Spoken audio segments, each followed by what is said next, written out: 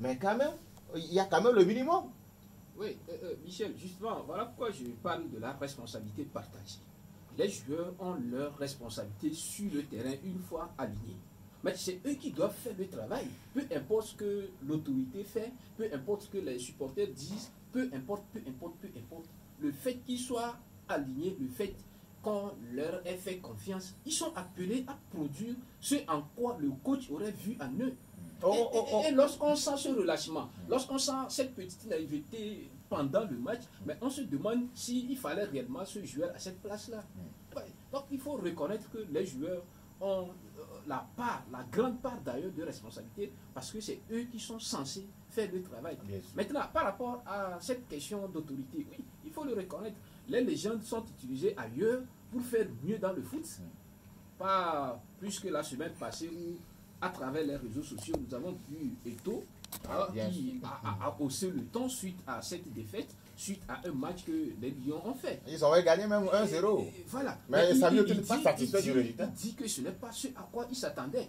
Mais que personne n'a sa place garantie dans la sélection. Ça veut dire que soit tu fais bien le travail, tu es maintenu, ou alors tu ne le fais pas et tu es remplacé. Tu es remplacé, justement.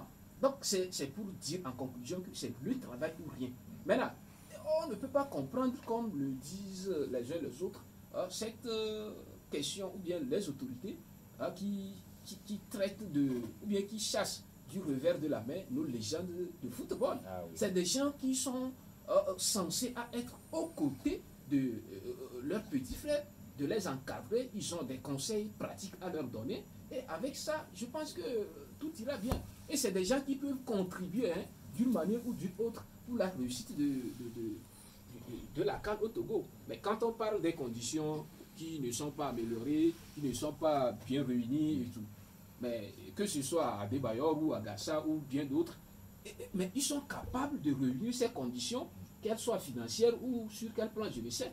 Ils sont capables de le faire lorsqu'on leur fait confiance, lorsqu'on leur fait comprendre que c'est eux qui sont appelés à mener à bien ce voyage. Mais quand ils sont exclus, mais quand ils sont considérés comme ils n'ont plus rien à faire, mais ils ne peuvent qu'aller ailleurs, comme nous le voyons à Adebayor au Bénin, et il a pris, on dirait, il était béninois, parce qu'on a reconnu sa valeur dans ce pays-là, en cette matière. Et il était assis même aux côtés du ministre des Sports. Justement, vous voyez, c'est une confiance qu'on lui a faite. Alors qu'au Togo, on l'interdit de ne pas même pas voilà. au tribunal officiel. Où le laissons, nous, au Togo, cette légende.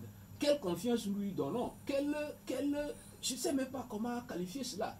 Voilà, il faut lui faire confiance, il faut lui faire comprendre qu'il est le grand frère de ceux qui sont là. Et maintenant, c'est eux qui doivent les appeler à faire mieux en leur donnant certains conseils pratiques. Vous voyez, nous, quand nous évoluions, il y avait eu ceci, il y avait eu tant, même en dehors de cela, nous avons bravé, mais aujourd'hui, voilà. Et dans ce cas, tout ira mieux. Et lorsqu'ils vont voir une légende comme Chéhi à leur côté, bon, je suis convaincu que chacun va vouloir donner le meilleur de lui-même. Ce n'est pas l'évolution dans un club étranger qui peut faire quoi que ce soit. Et si il y a certains pays qui ont fait la CAN avec les joueurs locaux, mais qui ont tenu tête aux soi-disant joueurs binationaux qui n'ont rien compris. Voilà. Donc c'est quelque chose qu'il faut comprendre. La responsabilité est partagée. Le coach qui n'aurait pas aligné les joueurs qu'il a alignés, certains changements qu'il ne devrait pas faire, comme le disent nos auditeurs. Et maintenant, les joueurs ne se sont pas donnés à fond comme il le fallait.